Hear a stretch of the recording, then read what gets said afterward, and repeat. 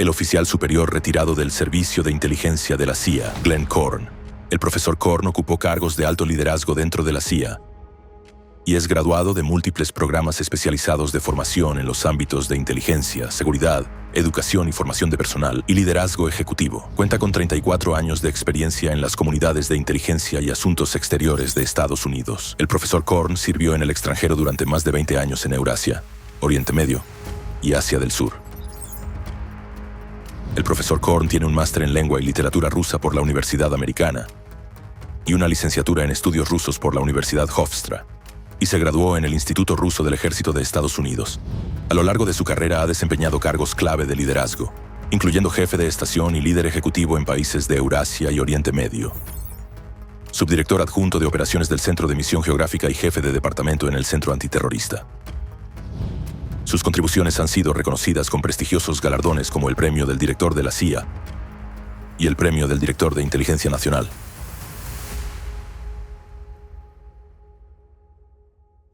Profesor Korn, es un gran placer tener esta conversación con usted hoy. Tiene una experiencia muy amplia y su carrera abarca más de 3 décadas en inteligencia. Y antes de adentrarnos en el complejo tema de las operaciones rusas, sería un gran placer para nuestra audiencia conocer su trayectoria hacia la CIA. ¿Cómo evolucionó desde trabajar como operativo encubierto hasta una posición de liderazgo? ¿Podría contarnos sobre ello? Gracias por invitarme. Es un placer estar aquí. Añadiría que, además de inteligencia, también hubo mucha diplomacia en todo esto. Entonces, ¿cómo empecé? Estudié lengua y literatura rusa en la universidad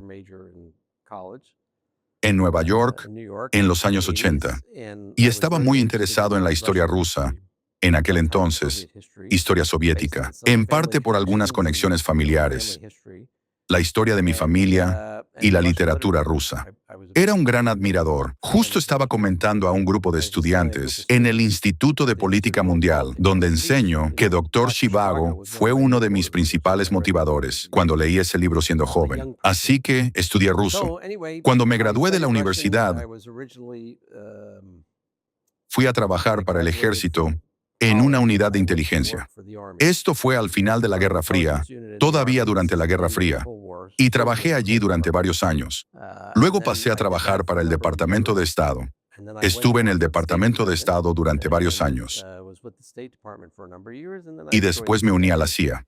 Así que tuve una trayectoria a través de diferentes puestos gubernamentales. Pude ver un poco de lo que llamamos la comunidad de inteligencia, trabajando en gran medida hasta 2001 a 2002 en el espacio ruso y de la antigua Unión Soviética. Y luego, por supuesto, después del 11 de septiembre, como muchos estadounidenses, me involucré profundamente en el trabajo de contraterrorismo y tuve la oportunidad de trabajar en Oriente Medio, Eurasia y en Asia del Sur. Así que pasé la mayor parte de mi carrera en el extranjero, salvo algunos periodos de trabajo en nuestra sede en Washington. Y me jubilé en 2023. Y cuando me jubilé, comencé a enseñar en un posgrado aquí en Washington, D.C., llamado el Instituto de Política Mundial. Imparto un curso sobre la historia de la inteligencia rusa y soviética y otro sobre la política de seguridad nacional de Turquía. Y estoy muy orgulloso de decir que recientemente mis estudiantes me preguntaron si podíamos crear un curso sobre la historia de Ucrania, porque reconocen que los estadounidenses no entienden lo suficiente sobre la historia de Ucrania y que es diferente de la historia rusa. Y hay mucho que aprender sobre la cultura y la historia ucraniana. Diría que lo único positivo que nos ha dado la invasión rusa de Ucrania es que ahora existe un reconocimiento de Ucrania como país independiente. Y me gusta decir que es el futuro país líder en Europa. Incluso hoy, es un país líder en Europa. Así que eso es un poco sobre mi historia. También debo mencionar que tengo un podcast. Un amigo mío y yo tenemos un podcast llamado Restricted Handling, Acceso Restringido. Es un podcast geopolítico y muchos de nuestros episodios están centrados en Ucrania y en el espacio euroasiático. Muchas gracias por compartirlo. Me gusta mucho la idea de sus estudiantes de crear un curso sobre la historia de Ucrania, porque realmente es un tema que no se aborda lo suficiente. Diría que incluso en Europa no todo el mundo la conoce, por no hablar de América.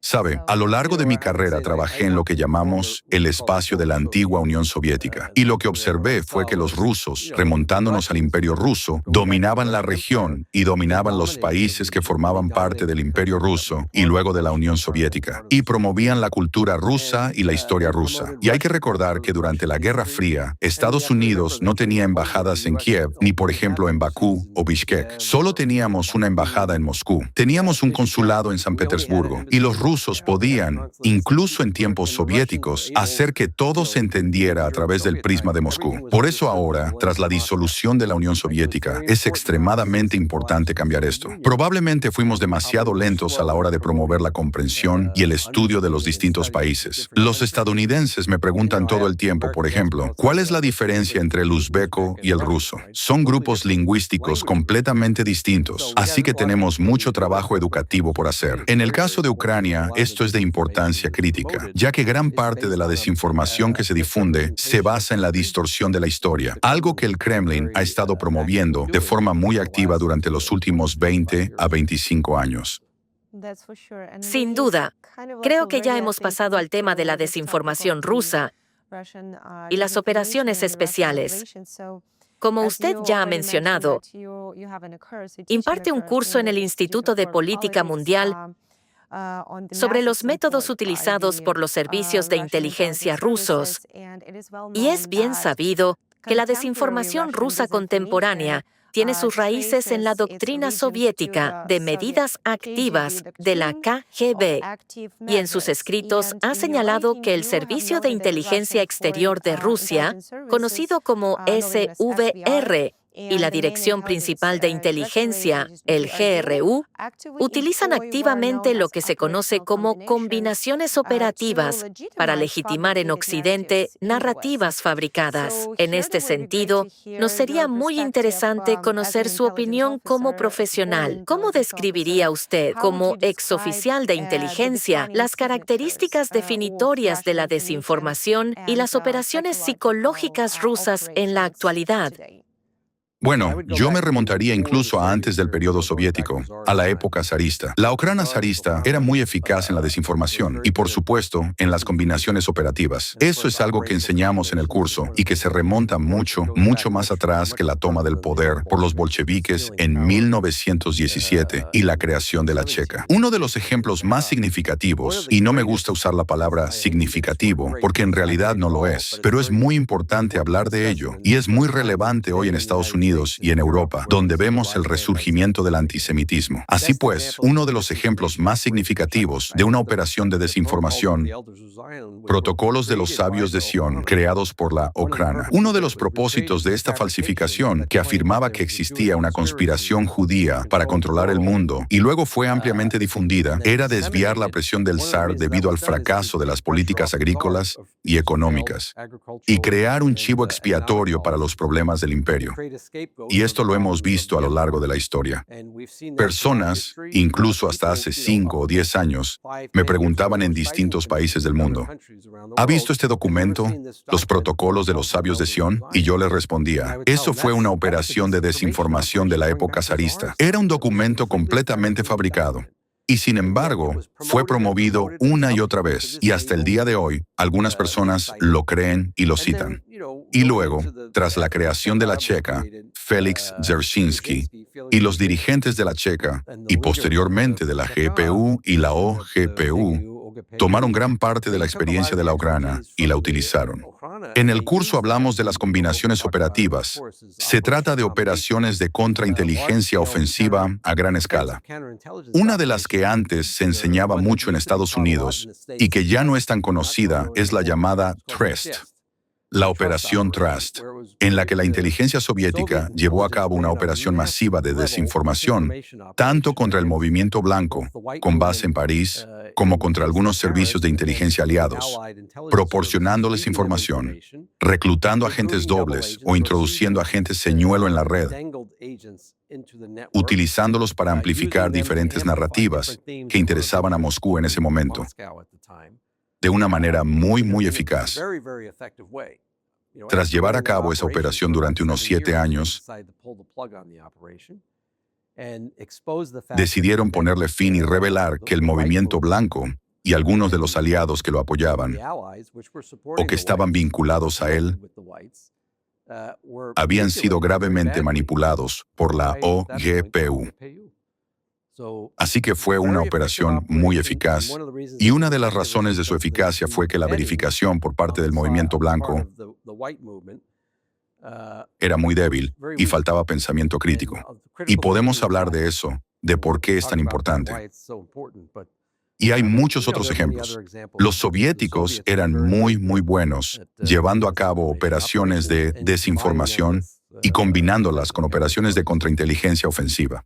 ¿Y cómo logran estas operaciones explotar realmente el entorno mediático occidental y utilizar técnicas como las acusaciones en espejo y los agentes de influencia para introducir y amplificar sus narrativas dentro de las sociedades democráticas? De nuevo, podemos poner el ejemplo de la época soviética. Después de que la KGB, a través de su primera dirección general, creara el Servicio A, que se centraba exclusivamente en llevar a cabo operaciones de medidas activas, y dentro de ellas se incluían operaciones de desinformación en todo el mundo, surgió un proyecto muy conocido llamado Infexia, Operación Infección, en el que afirmaban que Estados Unidos, la CIA y el Departamento de Defensa habían creado deliberadamente la pandemia del SIDA y la habían difundido por el mundo con distintos fines. ¿Y cómo lo hicieron? Había un elemento de información de que sabían que en Estados Unidos existían grupos muy preocupados por la epidemia de SIDA, que en los finales de los años 70 y los 80 se convirtió en un gran motivo de preocupación para muchas personas, incluidas comunidades vulnerables en Estados Unidos. La KGB tomó esa información, la amplificó y la distorsionó. Añadió elementos fabricados para convertirla en un arma contra el gobierno de Estados Unidos, con el objetivo de desacreditarlo tanto a nivel interno como internacional. Y en resumen, no entraremos en todos los detalles de la operación, pero contaron con un periodista, uno de sus agentes en la India, que lo publicó en un periódico indio. Y es importante señalar que los servicios de inteligencia soviéticos, y hoy en día los rusos, actúan en estrecha coordinación con las estructuras oficiales de información pública de la Federación de Rusia. Ya sea Russia Today, Sputnik, el portavoz del Kremlin o María Zaharova en el Ministerio de Asuntos Exteriores, todos trabajan juntos dentro de una campaña informativa unificada. Y en aquel momento utilizaron la información de ese artículo en el periódico indio. Luego la retomó TASS y la publicó. Creo que también apareció en Literaturnaya Gazeta un artículo sobre ello. Y después los medios occidentales empezaron a hacerse eco de la historia y a repetirla. Y creo que el punto culminante fue cuando llegó, si no me equivoco, a ABC.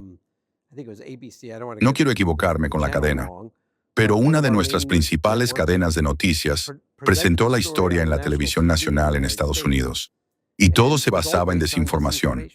Todo partía de la distorsión de un pequeño elemento de información que fue amplificado de forma manipulada con el objetivo específico de socavar al gobierno de Estados Unidos y su reputación. De hecho, la administración Reagan denunció a los soviéticos por esto, y el secretario general Gorbachev finalmente tuvo que admitir que sí, que todo era una historia fabricada, y retiraron la historia a finales de los años 80. Pero aún así, hoy en día todavía hay personas que creen ciertos aspectos de esa historia. Y eso muestra hasta qué punto este tipo de cosas pueden penetrar en el subconsciente o incluso en la conciencia de la audiencia. Así que hay muchos ejemplos de cómo los soviéticos hacían esto y de cómo lo hacen hoy los rusos.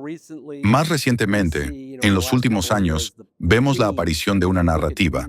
Y si hablamos de Ucrania, hay varias. De que Ucrania es patrocinadora, o que el gobierno ucraniano es fascista, o que Ucrania es antirreligiosa, anticristiana, que persigue a las comunidades cristianas. El punto aquí es que, efectivamente, el gobierno ucraniano está muy preocupado por el uso que hace el Kremlin de la Iglesia Iglesia Ortodoxa o de ciertos sectores de la Iglesia Ortodoxa para llevar a cabo operaciones de inteligencia, algo que cualquier gobierno tiene el derecho legítimo de considerar una preocupación. E históricamente, los rusos han utilizado la Iglesia, no solo la Iglesia Ortodoxa, sino también otras confesiones, con fines de inteligencia. Y cuando los ucranianos intentan contrarrestarlo, los rusos tratan de exagerar la narrativa. Están persiguiendo a todos los cristianos, a todas las religiones, lo cual es completamente falso. Y creo que cualquiera que vaya a Ucrania sabe que, en realidad, la situación de la libertad religiosa es mucho mejor que en muchos otros países y, sin duda, mejor que en Rusia. Alguien me dio esta estadística el año pasado cuando estuve en Ucrania. La tercera mayor comunidad mormona de Europa está en Ucrania. No están perseguidos ni oprimidos. No estoy seguro de que se pueda decir lo mismo de los mormones que viven en Rusia o de los miembros de otros grupos religiosos o denominaciones.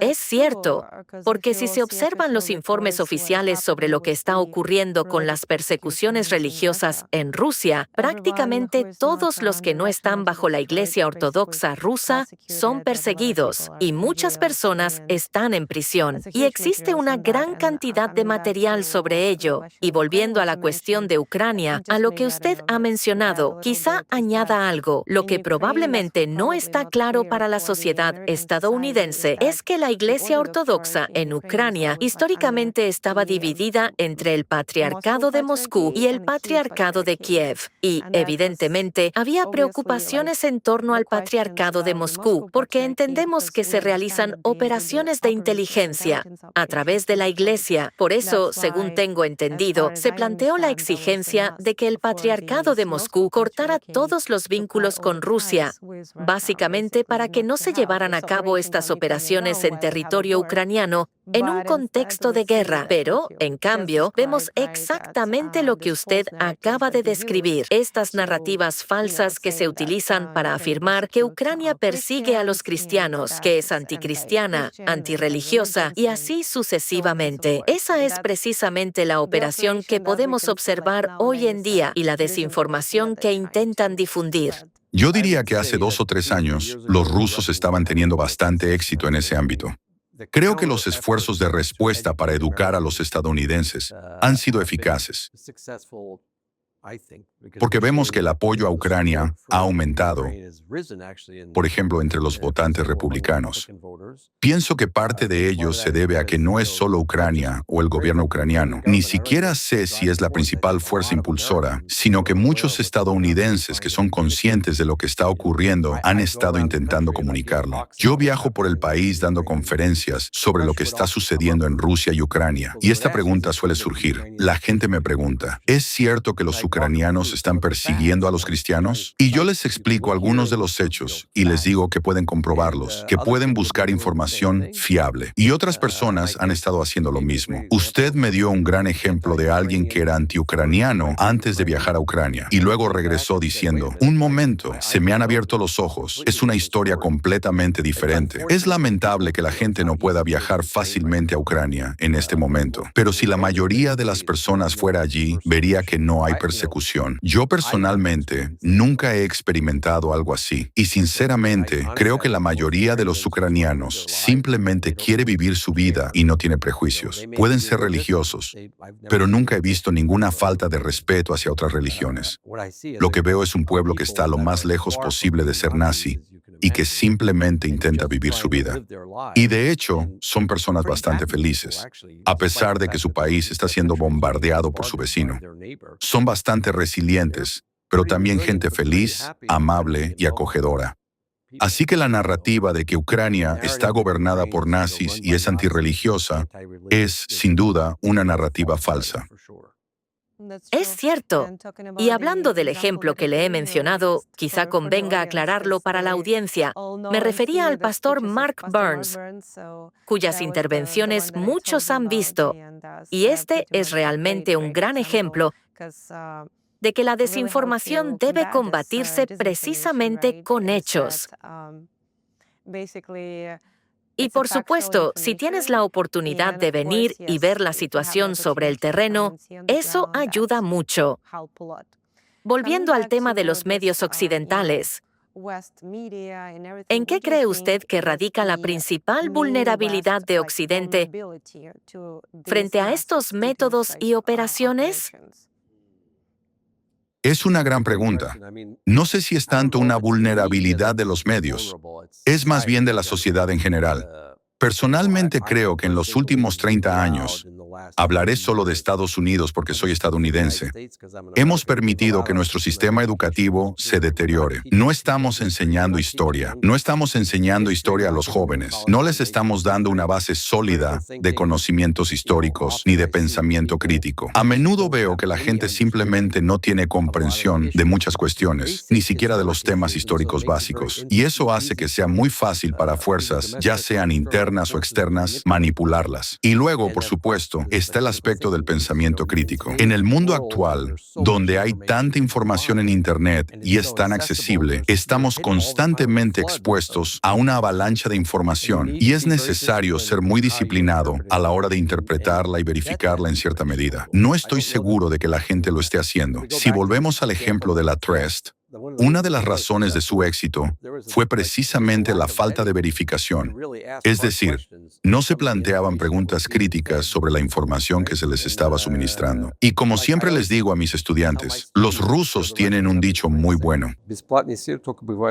Es decir, el queso gratis solo está en la ratonera. Cuando algo es demasiado fácil, incluida la información que se te presenta, deberías pensar que quizá hay una trampa. Tal vez alguien intenta atraparte y por eso probablemente deberías hacer un poco de investigación antes de aceptar simplemente un fragmento de información, un titular que ves. Muchos de los titulares que vemos hoy en las noticias y en las redes sociales están diseñados para provocar una reacción emocional y son titulares muy engañosos. Y por cierto, no son solo los rusos quienes hacen esto. Nosotros mismos lo estamos haciendo. Y personas en el ámbito de los medios y quienes utilizan estas prácticas para obtener clics, llamar la atención o vender periódicos o revistas, en mi opinión, deberían avergonzarse, porque realmente está perjudicando. Cuando hablamos de proteger la democracia, esto no la ayuda en absoluto. De hecho, la perjudica. Está socavando el futuro de las próximas generaciones, y eso, sinceramente, es triste de ver. Sí, estoy de acuerdo. Cuando ves titulares llamativos en los medios, entiendes que captan la atención, provocan emociones y literalmente pasan por alto el pensamiento crítico, dejando solo esa emoción. Y dejas de pensar por completo, simplemente lo aceptas. Y entonces, ¿qué pasa si una parte de la población acepta una cosa y otra parte acepta otra distinta? Así es como se produce esta división. Así es como surgen todos estos conflictos sociales, y así sucesivamente. Lo que quiero decir es que estoy de acuerdo con usted en que ha causado un gran daño, y ahora lo vemos con nuestros propios ojos, incluso en Estados Unidos, lamentablemente, cómo ha sido capaz de generar y seguir generando cada día división entre las personas y prácticamente privarlas del pensamiento crítico. Creo que es una llamada a todos a reflexionar, a mantener la calma y a verificar la información. Exacto. Respiren hondo. Tómense un momento. Siempre les digo a mis amigos, no reenvíen cosas sin más, porque ahora es muy fácil. Basta con un clic y puedes enviarlo a muchísima gente. Pero lo que ocurre es que alguien toma un fragmento de desinformación, lo difunde, luego otros empiezan a compartirlo y al final la gente dice, debe ser verdad porque 10,000 personas lo han visto y comentado. Pero hay que preguntarse, ¿dónde está la evidencia? ¿Dónde están los hechos reales? ¿Dónde está la prueba sólida de que esto ocurrió? No está, pero aún así se sigue propagando y difundiendo. Y es emocional, lo entiendo. Yo también veo ese tipo de contenido. Lo leo y mi primera reacción es, me enfada esto, o ¿cómo pueden hacer algo así? Pero cuando profundizas, en realidad no hay nada. Y volviendo al tema de la educación, al crecer en Estados Unidos, ciertas partes de la historia se enseñaban de una manera. Y luego, cuando fui al extranjero y empecé a estudiar, por ejemplo, La historia de un tema desde el punto de vista de la gente de ese país era completamente diferente a cómo se enseñaba en Estados Unidos. Y hay una razón por la que se enseñaba de una determinada manera en Estados Unidos, debido a la influencia de la propaganda. Y esto se remonta al siglo XIX. Y por cierto, los rusos no son los únicos que utilizan propaganda. Otros imperios también la han utilizado de manera muy eficaz. Y empecé a analizarlo y a pensar, en realidad, este tema, cuando lo ves desde la perspectiva histórica de las personas que yo creía que eran malas, es completamente diferente. Y es una lástima que la mayoría de los estadounidenses no lo vea así. No se les enseña ese otro lado de la historia, porque es completamente distinto a lo que se ha promovido. Y parte de lo que se ha difundido se basa en desinformación utilizada por un imperio para debilitar a otro y poder apropiarse de partes de ese imperio e incorporarlas al suyo. Esto ha ocurrido siempre. La desinformación no es nada nuevo. Se remonta incluso a tiempos bíblicos. Es cierto. Y también el punto que usted ha mencionado. Debemos distinguir claramente entre la opinión y la información factual. Es decir, cuando escuchamos a alguien afirmar algo, debemos comprobar si se trata de información basada en hechos o simplemente de la opinión de esa persona. Sí, quiero decir, todo el mundo tiene derecho a su opinión, a sus valoraciones. Pero busquen los hechos. Intenten investigar un poco. Hay mucha información que se publica en los medios de Estados Unidos. Es una de mis críticas hacia ellos. Se ha vuelto mucha valoración, mucha opinión, pero poco periodismo basado en hechos y poca exposición objetiva de la información. Hoy en día creo que una de las cosas que puede hacer la IA es precisamente eso. Por ejemplo, en nuestro podcast hacemos un informe diario de inteligencia basado completamente en IA. No hay ninguna valoración, solo hechos. Estas son las noticias de este país, estas son las noticias de esta región. Y cuando mi compañero y yo estábamos desarrollando el podcast, nos planteamos si debíamos añadir análisis. Y decidimos que no, porque ya hay suficiente análisis ahí fuera. Preferimos que la gente vea los hechos y saque sus propias conclusiones, que haga su propio análisis para fomentar el pensamiento crítico. Excelente. Eso es precisamente lo que tanto falta hoy en nuestra sociedad. Ahora me gustaría abordar también uno de los aspectos, uno de los riesgos menos evidentes, pero con gran potencial, de la desinformación rusa: la explotación de las instituciones civiles. Por ejemplo, los informes oficiales de la Comisión de Estados Unidos sobre Libertad Religiosa Internacional han señalado que Rusia ha utilizado redes denominadas anticulto, como las estructuras asociadas a la organización rusa RASIRS, Asociación Rusa de Centros para el Estudio de las Religiones y Sectas, dirigida por Alexander Dworkin, así como la organización europea FECRIS, para estigmatizar a determinados grupos tanto a nivel nacional como internacional. Asimismo, investigaciones de inteligencia de fuentes abiertas realizadas por nuestro centro analítico han indicado que, bajo el pretexto de proteger a la sociedad de cultos o sectas, ciertas redes anticulto han promovido activamente narrativas del Kremlin, demonizando a Ucrania e intentando legitimar la invasión rusa bajo la retórica de la desatanización. En este contexto, me gustaría preguntarle su opinión, su perspectiva como experto en estos métodos operativos de los servicios de inteligencia rusos. ¿Podrían estas comunidades de pseudoexpertos religiosos o anticultistas en distintos países ser efectivamente monopolizados por Rusia y utilizados como cobertura para actividades de inteligencia del FSB en el extranjero?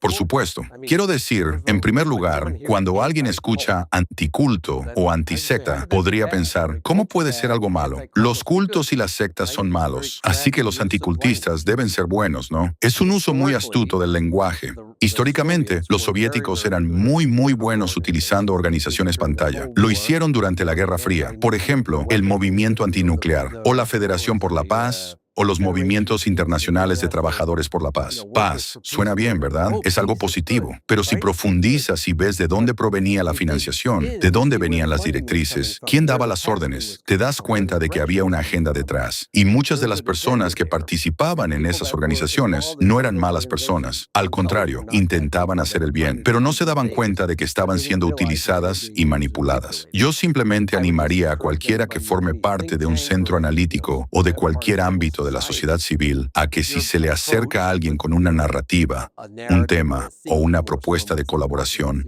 realice hoy en día una verificación exhaustiva para asegurarse de que realmente está asociándose con una organización legítima y que lo que afirma es cierto. Y en cuanto a los intentos de demonizar a Ucrania, como usted ha dicho, ¿los llaman satanistas? ¿Satanistas? Sí.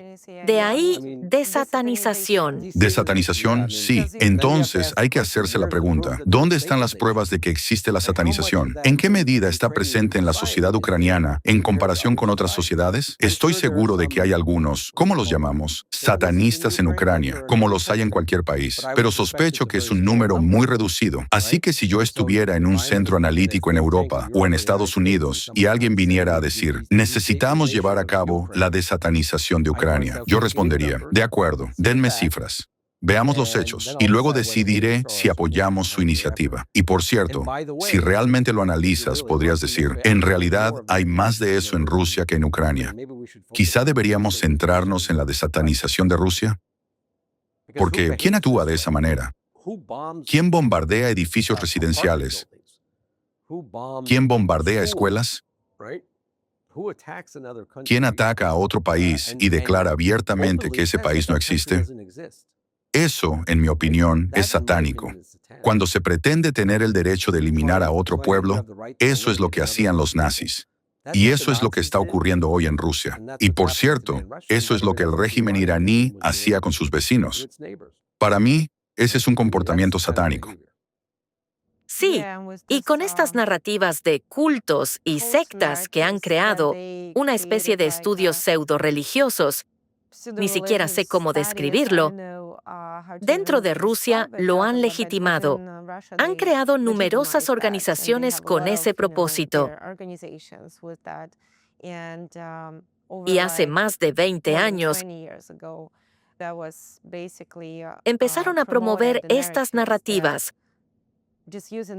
utilizando ese término para afirmar que todo el gobierno, que los políticos de Ucrania son miembros de una secta.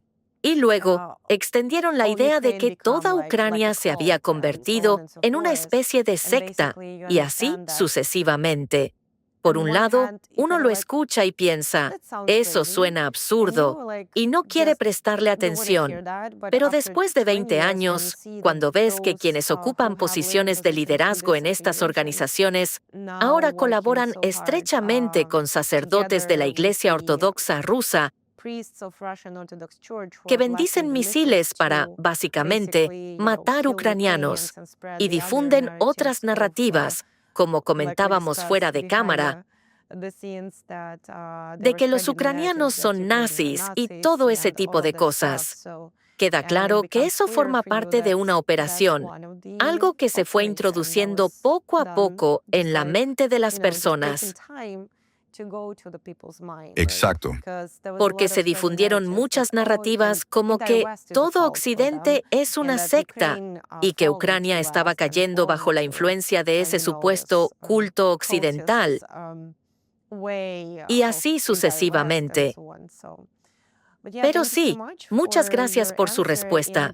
Y mi pregunta sería, ¿cree que los gobiernos democráticos deberían reconsiderar a estos supuestos expertos anticulto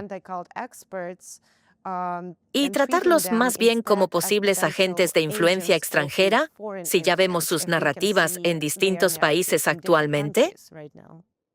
No.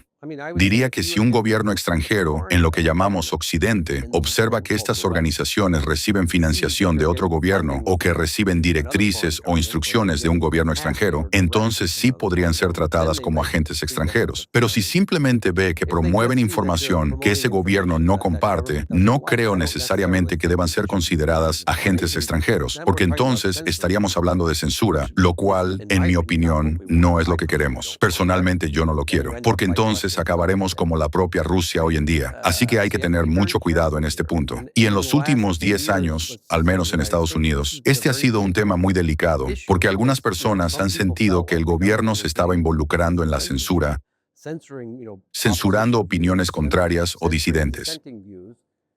Eso no es saludable. Solo genera más desconfianza y más polarización. Si, como hemos comentado, en el ámbito informativo existe evidencia sólida de que un grupo está financiado por Moscú, Teherán, Pekín o cualquier otro país, entonces podría decirse, de acuerdo, deben declararse como agentes extranjeros. Lo que ocurre hoy en Rusia es que cualquiera que diga algo en contra del régimen de Putin es etiquetado como agente extranjero. Sí, Eso es un exceso. Es peligroso, pero si estás recibiendo dinero del Kremlin para promover sus narrativas, entonces diría que probablemente sí eres un agente extranjero. sí, estoy de acuerdo. Tenemos que proteger la libertad de expresión y entender el peligro de la censura. Y al mismo tiempo, somos conscientes de las operaciones rusas, no solo rusas, de estos ataques de desinformación y todo lo demás. Sí, entiendo su punto de vista y creo que es una de las mayores preguntas para todos nosotros. ¿Cómo combatir la desinformación sin caer en la censura ni convertirnos en algo similar a lo que ocurre en Rusia? La gente siempre me pregunta cuando hablo de estos temas, ¿cómo afrontar todo esto? Saben, a finales de los años 80, la administración Reagan había creado un sistema muy eficaz dentro del gobierno de Estados Unidos para identificar las narrativas promovidas por el Kremlin y luego responder con hechos para contrarrestarlas. Era una especie de contradesinformación y creo que fue muy eficaz. Se desarrolló una gran experiencia en ese ámbito. Lamentablemente, tras la disolución de la Unión Soviética, el gobierno de Estados Unidos dejó que toda esa experiencia se perdiera y nunca logró reconstruirla. Y creo que una de las cosas que hay que entender, si hablamos concretamente de Ucrania, es que sería útil tener una lista continua de los temas que el Kremlin ha promovido para intentar desestabilizar Ucrania, lo cual, por cierto, se remonta a 1991, después de que Ucrania obtuviera su independencia. Entonces, ¿cuáles son algunos de esos temas? Por ejemplo, que todos los ucranianos son nazis y fascistas. Sabemos que durante la Segunda Guerra Mundial, algunos ucranianos se pasaron al lado alemán y se aliaron con los alemanes. Eso es cierto. ¿Por qué? Porque veían a Alemania como una alternativa a Stalin y al poder soviético, que, por cierto, también era tan fascista como se puede imaginar. Una forma de gobierno terrible, autocracia, opresión. Así que hay una cierta base histórica en ese sentido. Sí, existieron figuras. Se usaba incluso el término politsai. Y algunas personas de la historia ucraniana han sido calificadas como fascistas, aunque quizá no lo eran realmente. Quizá estaban luchando por la libertad de su país, pero los rusos lo tergiversan. Así surge la narrativa de fascista. Luego hay otras narrativas que he visto utilizar. Por ejemplo, que Ucrania es antirreligiosa, anticristiana, lo cual está especialmente diseñado para impactar en la comunidad cristiana en Estados Unidos, que tiene una gran influencia política y es muy fuerte aquí. También han difundido el tema de que Ucrania es un foco de tráfico de armas, una amenaza para Europa, que el narcotráfico y el terrorismo pasan por Ucrania, que el gobierno ucraniano da refugio a terroristas. Todo muy exagerado. Otra narrativa muy frecuente es que las armas proporcionadas por Estados Unidos o la OTAN a Ucrania terminan en México. siendo utilizadas por cárteles de la droga, que los ucranianos corruptos las venden, que el presidente Zelensky consume cocaína en un yate y ni siquiera está en Kiev. Estas narrativas se difunden constantemente y para algunas personas resultan muy emocionales, por lo que reaccionan. Y todavía hay estadounidenses que dicen, ¿por qué los ucranianos están vendiendo todas las armas que les damos? Pues no lo están haciendo. Tal vez hayan perdido el control de algunas armas en el campo de batalla, lo cual ocurre en cualquier guerra. Y quizá algunas de esas armas hayan terminado en lugares indebidos. Pero eso no significa que la venta de armas sea una política de Ucrania, ni que exista una corrupción masiva en ese ámbito. ¿Tiene Ucrania un problema de corrupción? Por supuesto. Pero si se compara la corrupción en Ucrania con la de Rusia, no hay comparación, porque en Rusia la escala está completamente fuera de control, más allá de cualquier comprensión. Y en segundo lugar, en Ucrania la sociedad civil tiene cierta capacidad para contrarrestarlo. Y lo vimos este verano, cuando la gente salió a las calles para protestar ante los intentos de debilitar los mecanismos del gobierno diseñados para combatir la corrupción. Y más tarde vimos cómo algunos altos funcionarios ucranianos perdieron sus cargos por estar implicados en esquemas corruptos. Eso significa que hay consecuencias. Lo mismo ocurre en Estados Unidos. ¿Hay corrupción? Sí, pero en general la gente sabe que hay consecuencias serias si te involucras en actividades corruptas. En algunos países no hay consecuencias. Incluso, en algunos casos, se fomenta la corrupción. Eso no es lo que veo en Ucrania. ¿Existe corrupción? Por supuesto. ¿Significa eso que todos son corruptos? No. ¿Que toda la sociedad es corrupta? Tampoco. ¿Y significa que no se puede colaborar con Ucrania porque es demasiado corrupta y no deberíamos ayudarla? En mi opinión, no. Es todo lo contrario. Debemos ayudar a Ucrania a avanzar. Y por cierto, este es mi mensaje para todas las empresas estadounidenses. La mejor manera de hacerlo es implicar a las empresas estadounidenses en Ucrania. Fomentar la inversión y la colaboración directa con los ucranianos. Esa es, en mi opinión, la mejor forma de afrontar el riesgo de corrupción. No atacando a los ucranianos y aliándose con Rusia, que es el país más corrupto que puedas imaginar. Perdón, pero así es. Si hablamos de esta guerra informativa, en las primeras etapas de la invasión a gran escala, Ucrania logró en realidad una ventaja decisiva en la batalla por las comunicaciones estratégicas internacionales. Sin embargo, los analistas señalan ahora que Rusia ha pasado a una estrategia de desgaste informativo, saturando sistemáticamente el espacio informativo con desinformación y fomentando al mismo tiempo el cansancio entre la audiencia internacional. Eso es precisamente lo que hemos estado comentando. Y basándose en su amplia experiencia contrarrestando estas operaciones rusas, ¿cómo evaluaría el equilibrio actual de fuerzas en la dimensión informativa de esta guerra? ¿Y qué medidas concretas cree que deberían adoptar Ucrania y los aliados occidentales en el escenario internacional para desarticular los ecosistemas rusos de desinformación y romper esas burbujas informativas rusas que de hecho los sostienen? Exacto. Una vez más, mire, los rusos quieren que Occidente piense que, ya lo dije, escribí un artículo en 2023 diciendo que la guerra por Ucrania probablemente se está librando más en el espacio informativo, especialmente en Estados Unidos, en aquel momento, que en los campos de batalla de Ucrania. El destino de Ucrania está tanto en manos del pueblo ucraniano como en las de la gente en Occidente, que está siendo golpeada por esta narrativa del Kremlin de que están cansados, no pueden más, nosotros podemos resistir más que ustedes. Los rusos tienen una increíble capacidad para sufrir y ustedes en realidad solo quieren volver a una vida cómoda. Están malcriados. En el fondo no quieren esta guerra y están desperdiciando dinero ayudando a los ucranianos. Mi opinión personal es que también deberíamos recordar que nosotros también podemos ser muy duros. También podemos resistir. Y por cierto, cuando se habla de fatiga, oigo aquí a gente decir, estamos cansados. Vayan a Ucrania y vean lo que los ucranianos han tenido que soportar. Yo estuve allí en febrero. Hacía menos 30. La gente no tiene calefacción. Conocí a una mujer de unos 60 años que por la noche baja 14 pisos por las escaleras con una linterna para ir a comprar algo. Y luego tiene que subir subir esos 14 pisos de nuevo porque no hay ascensor. Y aún así, sigue sonriendo. Así que,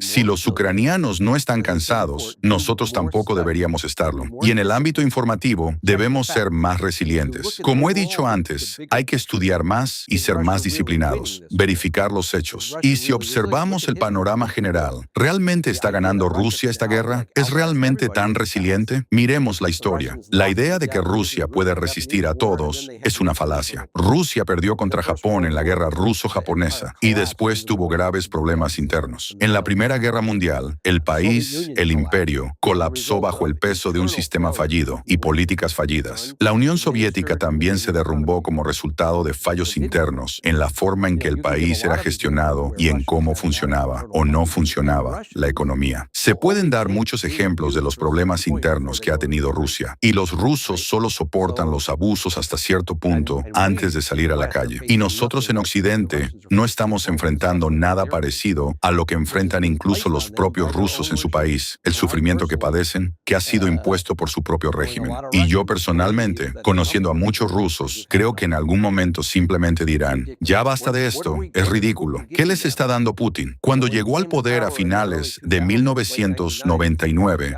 y principios de los 2000, les prometió devolverles la dignidad, recuperar la economía, restablecer el lugar de Rusia en el mundo. ¿Y qué están recibiendo ahora? Aumento de la criminalidad en Rusia, una especie de caos social, escasez, desempleo y problemas demográficos. ¿Están hoy los rusos más respetados en el mundo que hace 10 o 20 años? No. De hecho, conozco a muchos rusos que viven fuera de Rusia y que se sienten avergonzados de decir que son rusos. Eso es lo que ha hecho Putin. Eso es lo que les está dando. Así es como Rusia será recordada. A todos los rusos que están escuchando este podcast, ¿es así como quieren ser recordados en la historia? Como la generación que vio como cualquier esperanza de que Rusia se convirtiera en un país normal, se fue por el desagüe porque un dictador, movido por su ego, pensó que debía imponer su voluntad a sus vecinos y que estos debían vivir según su visión del mundo, o de lo contrario, no deberían vivir en absoluto. Eso, para mí, es una locura.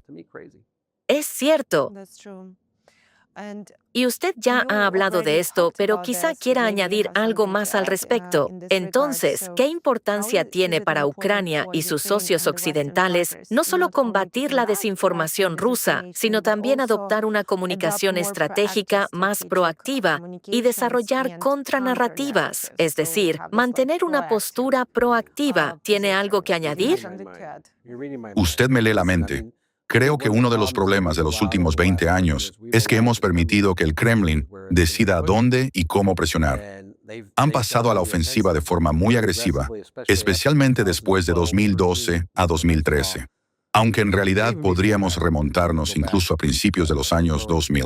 Nosotros hemos estado a la defensiva una y otra vez. Una de las cosas que hizo Ronald Reagan cuando llegó a la presidencia fue pasar a la ofensiva, también en el ámbito informativo. Fue muy eficaz comunicándose con la gente. Y el mensaje era, no somos enemigos del pueblo soviético. Yo no soy su enemigo. El pueblo estadounidense no es su enemigo. Su propio partido comunista es su enemigo. Queremos tener una buena relación. No somos nosotros quienes causamos el problema en esta relación. Y digo esto todo el tiempo. Los rusos deberían detenerse y pensar, ¿cuántas veces en el último año desde que asumió el cargo, el presidente Trump le ha dado a Putin la oportunidad de poner fin a esta guerra? Le ha ofrecido acuerdos que en realidad, sabe, muchas personas critican al presidente Trump por ello, pero los rusos podrían haber salido con cierta dignidad. A los ucranianos no les gusta eso, y puedo entender por qué, pero Trump intentó encontrar un compromiso.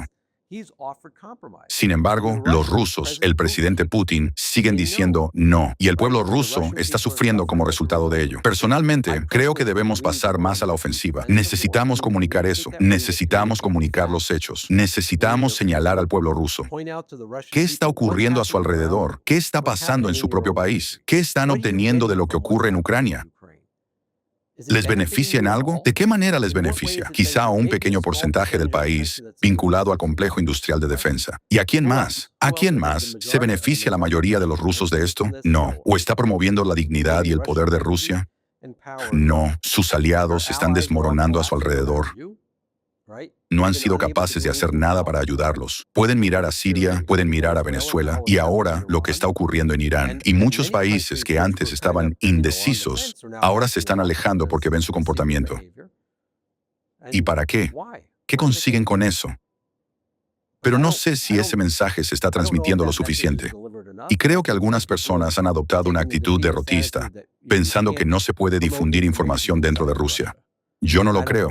Durante la Guerra Fría, cuando la KGB estaba en el punto máximo de su poder, aún así logramos hacer llegar información a la Unión Soviética. Y creo que hoy también se puede hacer. Y no debería ser desinformación. No debemos hacerlo, porque sé que los rusos creen que nosotros promovemos desinformación. No, hay que contrarrestar lo que dicen con hechos. Es un gran plan. ¿Qué tipo de patriarca promueve la guerra? ¿Bendiciendo abiertamente misiles que matan a civiles? Escuche, conozco a muchos rusos y no creo que realmente consideren que eso esté bien. Y también conozco a muchos rusos que simplemente quieren vivir su vida, como los ucranianos. Fueron arrastrados a esta situación. Sus hijos están siendo enviados a morir en masa. ¿Para qué? Así que ese es un mensaje que creo que debe transmitirse al pueblo ruso. Y si la guerra termina, esto es algo en lo que Occidente debe pensar. Si los rusos empiezan a comportarse mejor, ¿cómo se recompensa ese comportamiento? Porque eso es algo que también he observado en los últimos 10 a 15 años. Siempre se habla de castigo, pero muy poco de cuál sería la recompensa por un buen comportamiento. Por retirar las tropas de Ucrania, de Georgia, por intentar mejorar las relaciones con los vecinos, por detener las operaciones de desinformación, por cesar los ciberataques. Si eso ocurre, ¿cómo mostramos que es una buena señal? ¿Cómo podemos empezar a interactuar de manera constructiva y hacer que valga la pena para el pueblo de Rusia? Y sé que los ucranianos que escuchen esto probablemente se enfadarán conmigo. Y puedo entender por qué. Es muy emocional, pero creo que debemos pensar en cómo incentivar a aquellos rusos que quieren comportarse de manera positiva a que lo hagan, para que no sientan que todo el mundo está en su contra. Eso es algo que hizo Ronald Reagan. Creo que fue muy eficaz. Yo fui estudiante en Moscú en los años 80, en pleno apogeo de la Guerra Fría. Y sin embargo, todos los soviéticos que conocí admiraban a Ronald Reagan, y había una razón para ello. Sí. Ronald Reagan es, de hecho, una figura respetada en todo el mundo e incluso por la gente en la Unión Soviética. Y sí, hizo un trabajo muy bueno. Veremos cómo se desarrollan los acontecimientos. Espero de verdad que logremos detener lo antes posible esta guerra sangrienta y todas las operaciones. Así que, mirando más allá de la fase actual de la guerra de Rusia contra Ucrania, usted ha pasado muchos años, como ha mencionado antes, trabajando en los desafíos de seguridad en Europa del Este y Eurasia. ¿Cómo ve y cómo imagina la arquitectura de resiliencia democrática y de seguridad en una Ucrania de posguerra? Creo que tenemos que ser realistas. Todas las democracias estables se construyen sobre la base del desarrollo económico. Así que el futuro de Ucrania, de una Ucrania estable, significa desarrollo económico y prosperidad para el pueblo ucraniano. Y eso va a requerir mucha inversión, asistencia y orientación.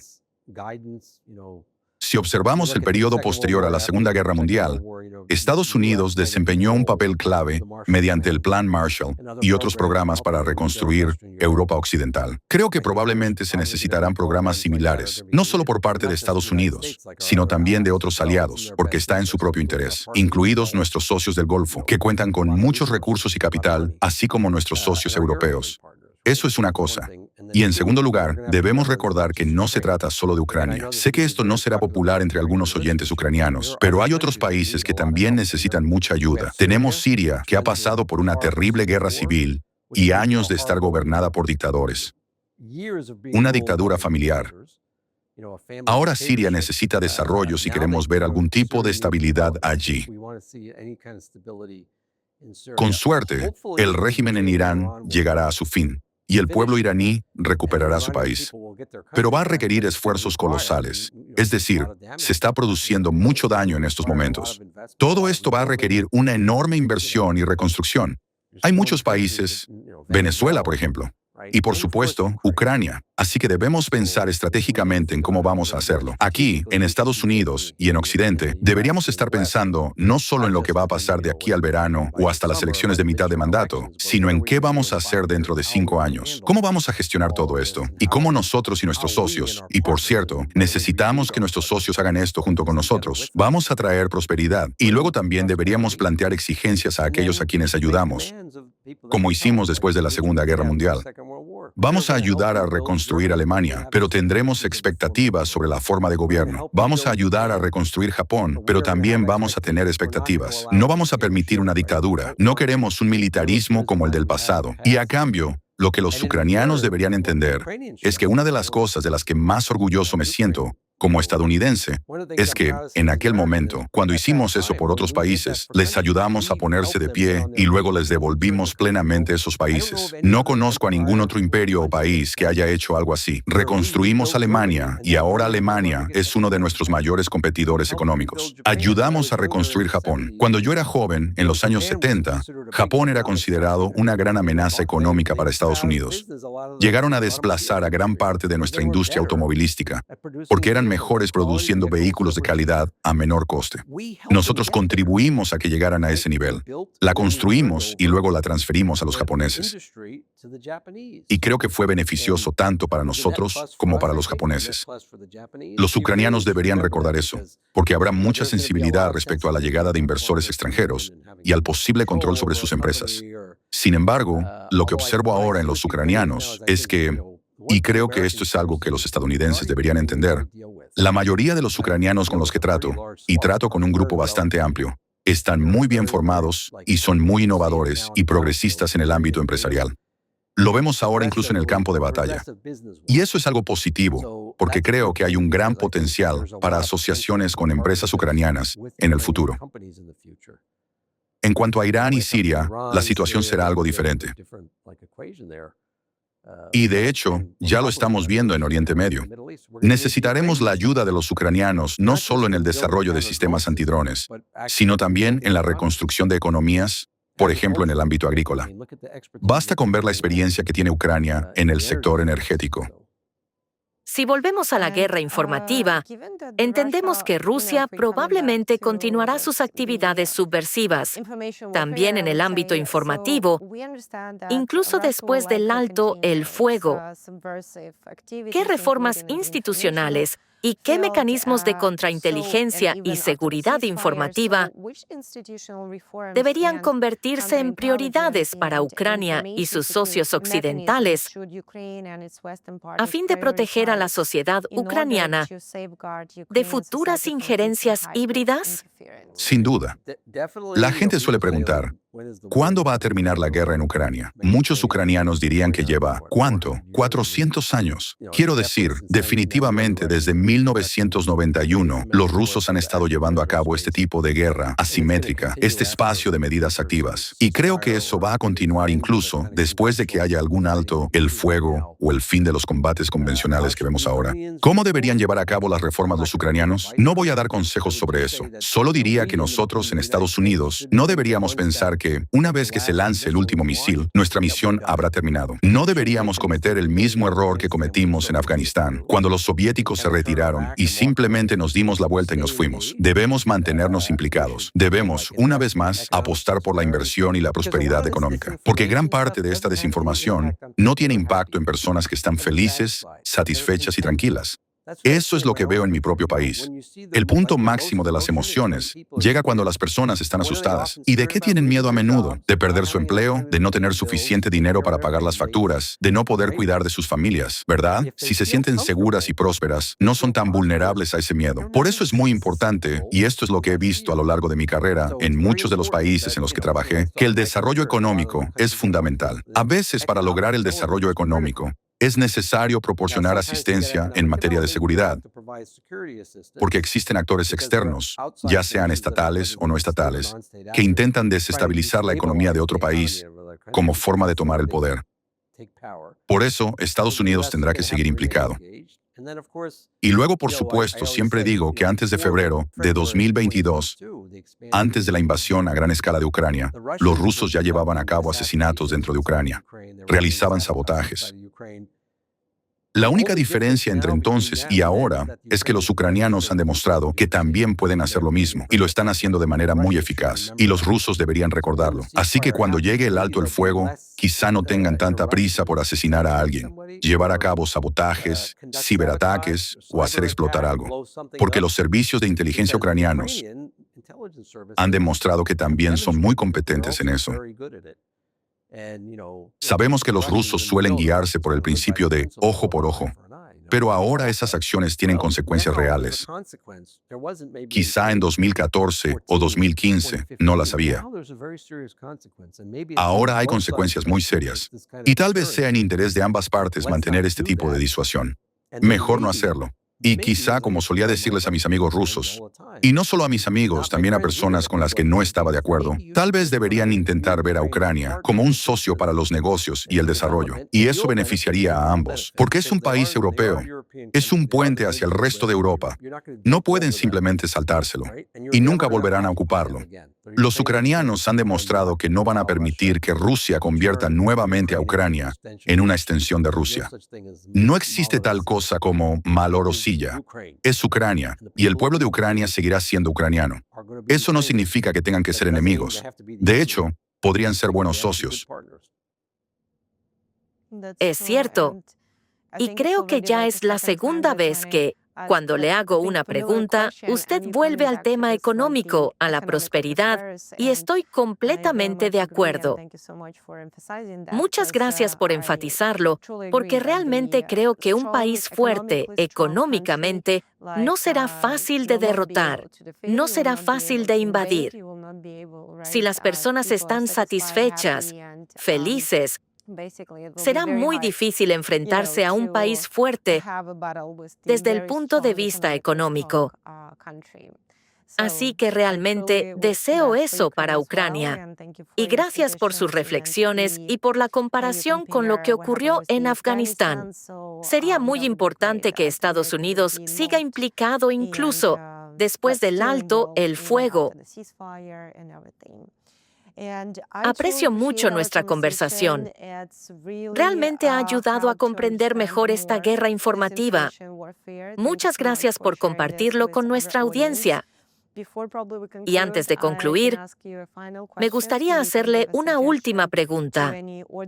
¿Qué consejo daría a cualquier persona común para no convertirse en una herramienta dentro de las operaciones informativas de alguien? ¿Qué recomendaría? Quizá algunos pasos sencillos para cualquier persona. Bueno, primero, estudiar, aprender, educarse, conocer la historia de la desinformación.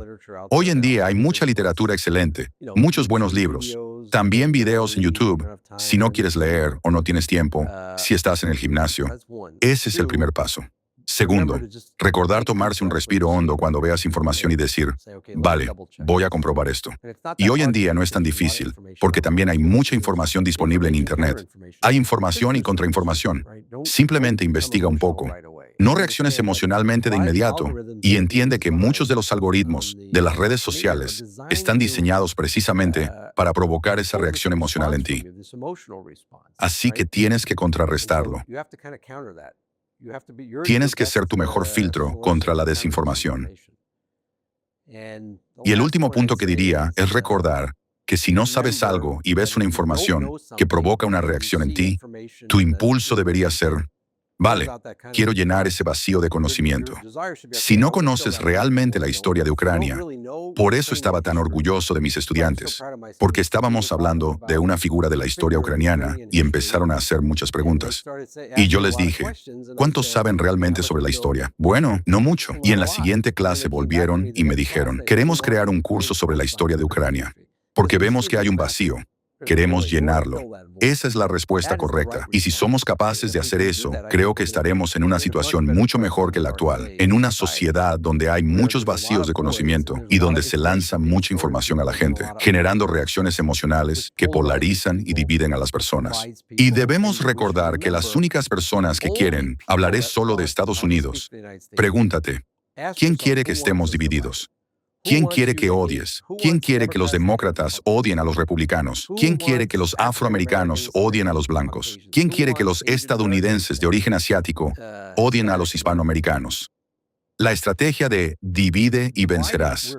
Hemos visto cómo ha funcionado en la práctica. ¿Quién no debería querer eso? Nosotros no deberíamos quererlo. Y eso significa que debemos tomarnos el tiempo y tener la disciplina de preguntarnos, ¿esto realmente ocurrió? ¿Esta comunidad o este pastor en esta iglesia o este imán realmente dijo eso? Porque sabemos que durante el ciclo electoral de 2016, los rusos difundieron información dirigida a distintas comunidades religiosas en Estados Unidos para intentar que se enfrentaran entre sí. ¿Por qué? Porque intentan debilitar la sociedad para que el gobierno colapse y entonces puedan proyectar su influencia. Y por cierto, a todos los estadounidenses que están escuchando, ellos quieren quitarte lo que tienes y lo van a hacer sin disparar un solo tiro, si no muestras disciplina. Y en lugar de ir solo al campo de tiro y disparar, que por cierto, a mí también me gusta hacerlo, no tiene nada de malo, también hay que dedicar tiempo a leer, porque la mejor bala que tienes, la mejor defensa que tienes, es tu capacidad de pensar. Y hay quienes cuentan con que no queramos pensar. Es cierto. Muchas gracias por compartir sus conocimientos y experiencia. Creo que es una gran conclusión y un muy buen consejo para todos en cualquier país y especialmente para Estados Unidos, porque realmente creo que Estados Unidos es la verdadera tierra de la libertad. Y en esencia, es el país que realmente puede ayudar a prosperar a todo el mundo. Exacto. Por eso debemos proteger nuestras libertades y asegurarnos de no permanecer divididos, porque entendemos quién se beneficia de ello. Gracias de nuevo por su tiempo. Gracias. Дякуємо вам.